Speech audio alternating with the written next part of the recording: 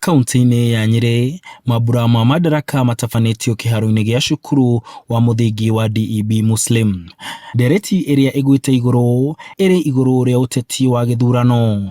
Aikari makĩũrio gwĩka ũrĩa wothe mangĩhota gwĩthema na ngũĩ.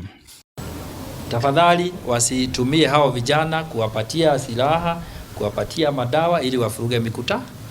Uchaguzi inakuja on 9th of August. Tarehe 10 tutakuwa tumejua who is president, who is deputy president, who is governor, who is MP, and we will continue. Sindio? Wewe umepewa pesa kupiga kelele. Hebu jiulize, itasaidiaje wewe ama yule amekutuma ama hata yule unayempigia kelele?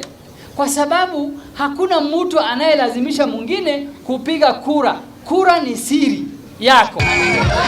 Kaũntĩ-inĩ ya Kiambu, mambura matafanirio kĩharo-inĩ kĩa Nduberi. Igongona rĩgĩtongorio nĩ commissioner wa kaũntĩ ĩyo na governor James Nyoro. Gũkũ ndereti ya ũgitĩri hĩndĩ ya kambeni ndĩnariganĩra.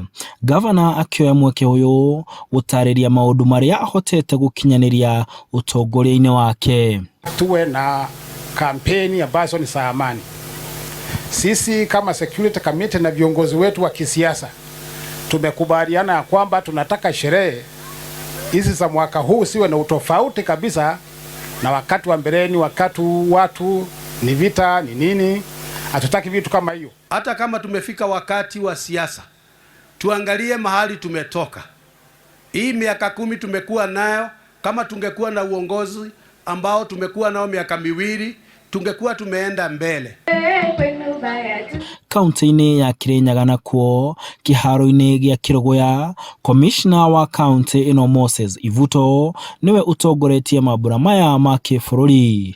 Ndũmĩrĩri ĩrĩ oyo ya kũiga ũgitĩri na thayũ rĩrĩa ateti maracaria kura. Zile siasa zitafanywa katika mazingira ya amani.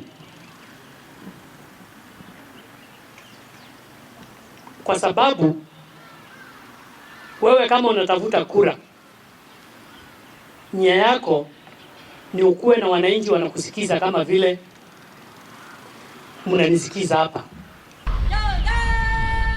Na kuo Murang'a, commissioner wa kaũntĩ Julius Karuku niwe ũtongoretie mambura maya kĩharo-inĩ kĩa Ihũra, ona gũtuĩka anini a commissioner nĩ matafanĩtie mambura mangĩ thĩinĩ wa sub county ciothe 8 cia Murang'a.